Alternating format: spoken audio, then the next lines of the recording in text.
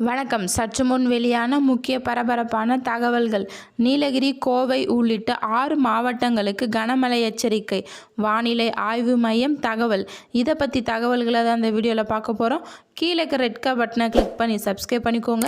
பக்கத்தில் இருக்கிற பெல் ஐக்கானையும் மறக்காமல் கிளிக் பண்ணி வச்சுக்கோங்க. அப்போ தான் நான் ரெகுலராக வீடியோ போடுறது உங்களுக்கு நோட்டிஃபிகேஷன் வந்து சேரும். வாங்க வீடியோக்குள்ளே போகலாம். மறக்காமல் லைக் பண்ணிக்கோங்க. தமிழகத்தின் சில பகுதிகளில் தென்மேற்கு பருவமழை மிக தீவிரமாக உள்ளது. நேற்றைய தினம் மேற்கு தொடர்ச்சி மலை ஒட்டியுள்ள பகுதிகளில் தொடர்ந்து கனமழை பெய்து வந்துள்ளது.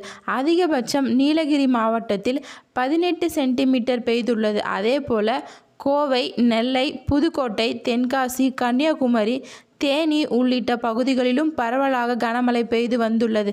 நேற்று அதிகபட்சம் மதுரை பகுதிகளில் 39 டிகிரி செல்சியஸ் வெப்பம் பதிவாகியுள்ளது. இந்த நிலையில் வடமேற்கு வங்கக்கடல் மற்றும் அதனை ஒட்டிய பகுதிகள் ஒரு காற்றழுத்த தாழ்வு பகுதி உருவாகியுள்ளது. இது மேற்கு வடமேற்கு திசையை ஒரிசா, மேற்கு வங்கக்கடல் பகுதிகளை ஒட்டி நகரக்கூடும். கனமழை காரணமாக இன்று 26 மற்றும் நாளை தமிழகத்தில் ஒரு சில இடங்களிலும், புதுவை மற்றும் காரைக்கால் பகுதிகளிலும் இடி மின்னுடன் கூடிய லேசான முதல் மிதமான மழை பெய்யக்கூடும். ஒரு சில இடங்களில் 40 முதல் 50 கிலோமீட்டர் வேகத்தில் தரைக்காற்று வேகமாக வீசக்கூடும்.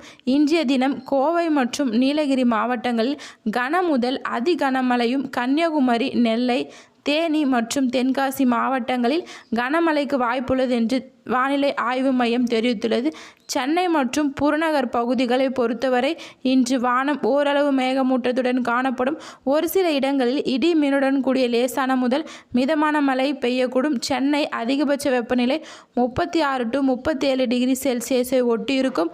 குறைஞ்சபட்ச வெப்பநிலை 28 to 29 டிகிரி செல்சியஸை ஒட்டியிருக்கும் என்று வானிலை ஆய்வு மையம் முன்னெச்சரிக்கை தகவல்கள் விடப்பட்டுள்ளது.